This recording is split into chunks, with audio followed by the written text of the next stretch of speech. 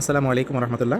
প্রিয় ভিউয়ার্স, আজকে আপনাদের সাথে শেয়ার করব রুই মাছ, পাঙ্গাস মাছ অথবা কাতলা মাছের ডিম দিয়ে এই বর্ষার মৌসুমে সুন্দর একটি মুসুরকুক রেসিপি। ওকে, প্রথমে যে ইনগ্রিডিয়েন্টসগুলো দেখছেন এগুলো তো সবাই জানেন। ক্রোন ফ্লোয়ার এখানে আছে, চাইলে যে কোনো আপনার আটা বা ময়দা ব্যবহার করতে পারবেন এটা।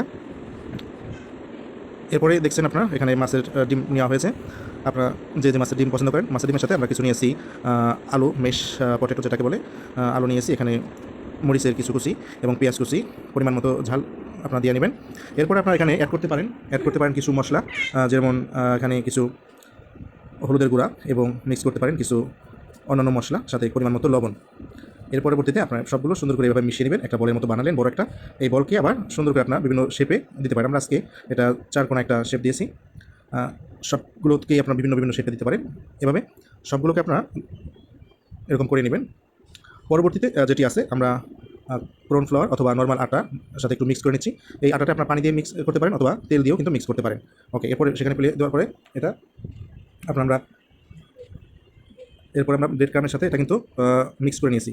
এই ব্রেড ক্রাম এটা আপনারা চাইলে স্বপ্ন থেকে বা বিভিন্ন সুপার মার্কেট থেকে কিনতে পারেন। দেখেন একটা সুন্দর লুক এসেছে। এভাবে কিন্তু আপনারা করতে পারেন চাইলেই। পরবর্তীতে সবগুলো একসাথে আপনারা এগুলো করে একত্রিত জমা করে পারতেন, অথবা 3-4টে এরকম করে একসাথে আবার ভেজে নিতে পারেন। যাই হোক, আমরা সর্বপ্রথম সবগুলোকে আমরা প্রিপারেশন করে একটি প্লেটে নিয়ে নিচ্ছি, যাতে পরবর্তীতে আমাদের তেল দিয়ে ভাজা সুবিধা হয়। দেখতে পাচ্ছেন কত সুন্দর হয়েছে, সন্দেশের মতো দেখা যাচ্ছে, মনে হচ্ছে সন্দেশ অথবা মিষ্টি। যাই হোক, এবার আমরা একটি প্যানে একটু সয়াবিন তেল দিয়ে নিব।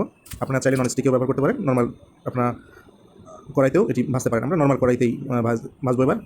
ওকে, তেল হালকা গরমে রাখতে পারেন, খুব বেশি গরম দেওয়া যাবে না, হালকা গরম এই ভালো হবে। এভাবে একসাথে 4-5টি করে দিয়ে নিতে পারেন। দেখবেন যেন জালের আঁচটা খুব বেশি যেন না হয়, তাহলে কিন্তু উপরে পুড়ে যাবে, ভিতরে এরকম ভালো লাগবে না। একটু কম আছে করাটাই ভালো। ওকে, সময় হলে আপনার উল্টিয়ে নেবেন। আমরা উল্টালাম, কালারটা কিন্তু একটি ভাজা কালার চলে এসেছে। যাই হোক, মিডিয়াম ভাজা হয়ে গেলেই নামিয়ে ফেলবেন। এভাবে আপনারা সবগুলো ভেজে নেবেন। তবে যে যে সস পছন্দ করেন, টমেটো সস, চিলি সস, এগুলো দিয়ে কিন্তু আপনারা পরিবেশন করতে পারেন। সেক্ষেত্রে সস নিজেও তৈরি করতে পারেন। এই যে আমরা এখানে স্বপ্ন থেকে টমেটো সসটা কিনে নিচ্ছি।